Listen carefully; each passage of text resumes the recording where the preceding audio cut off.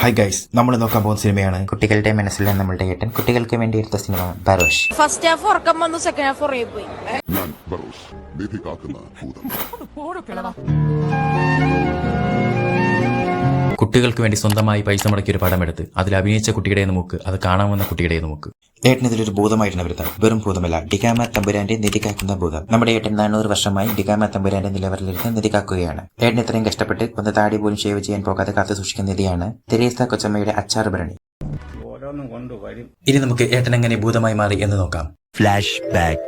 കഥ തുടങ്ങുന്നത് AD 1600-കളിലാണ്. അന്ന് ഏട്ടൻ ഡിഗാമ തമ്പുരാന്റെ വിശ്വസ്തനായിരുന്നു. അങ്ങനെ ഒരു ദിവസം നാട്ടിൽ യുദ്ധം വന്നപ്പോഴത്തേക്കും ഡിഗാമ തമ്പുരാൻ പറഞ്ഞു, നീ ഇവിടെ നിധിയൊക്കെ നോക്കി നിൽക്ക്, ഞാൻ പോയി സൈന്യവുമായി വരാം.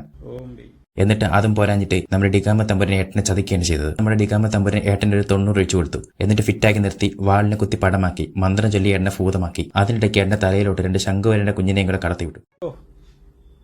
നല്ല കാര്യം.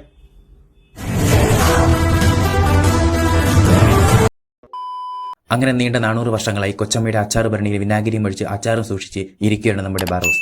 ഇനി ഏതെങ്കിലും അവകാശികൾ വന്ന് അവർക്ക് ഈ താക്കോൽ കൂട്ടം കൈമാറിയാൽ മാത്രമേ ബറോസിനെ സ്വതന്ത്രനാക്കാൻ കഴിയൂ. ഇപ്പോൾ കഥ നടക്കുന്നത് പ്രസന്റിലാണ്. ഇപ്പോൾ ഡിഗാമ തമ്പുരാന്റെ കൊട്ടാരം ലേലത്തിൽ വെച്ചിരിക്കുകയാണ്.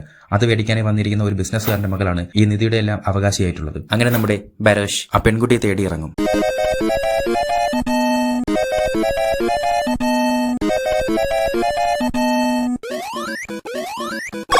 ഇപ്പോൾ ഒരാൾ അതിൻ്റെ എഡിറ്റിംഗ് ശരിയല്ല എന്ന് പറഞ്ഞു കഴിഞ്ഞാൽ എഡിറ്റിങ്ങിനെ കുറിച്ച് എന്തെങ്കിലും അറിയാവുന്ന ഒരാളോ? എന്നിട്ട് നേരെ കടലിന്റെ നടുക്കൊരു തെങ്ങ് കുഴിച്ചിട്ട് അതിന്റെ മുകളിൽ കയറിയിരിക്കും. പിന്നെ അങ്ങോട്ട് കാർട്ടൂൺ. ആ കാർട്ടൂണിടയ്ക്ക് നീരാളിയായിട്ട് വരെ നമ്മുടെ ബറോസ് പപ്പ വരുന്നുണ്ട്. ഞാൻ ബറോഷ്, നിധി കാക്കുന്ന ഭൂതം. ഞാൻ ബറോഷ്, നിധി കാക്കുന്ന. അങ്ങനെ ആ പാട്ട് കഴിയുമ്പോൾ നമ്മുടെ ബറോഷ് പപ്പ വീണ്ടും ഒരു പാട്ടായിട്ട് വരും. അങ്ങനെ ഈ സംഗീത കച്ചേരികൾക്ക് ശേഷം ഈ നിധിയുടെ അവകാശം നീയാണെന്നുള്ള സത്യം അവളെ പറഞ്ഞ് മനസ്സിലാക്കും. പിന്നെ ക്ലൈമാക്സ് ആണ്. കുറച്ച് ദുഷ്ടശക്തികളും ബറോസും തമ്മിൽ മുടിഞ്ഞ ഫൈറ്റ് ആണ്.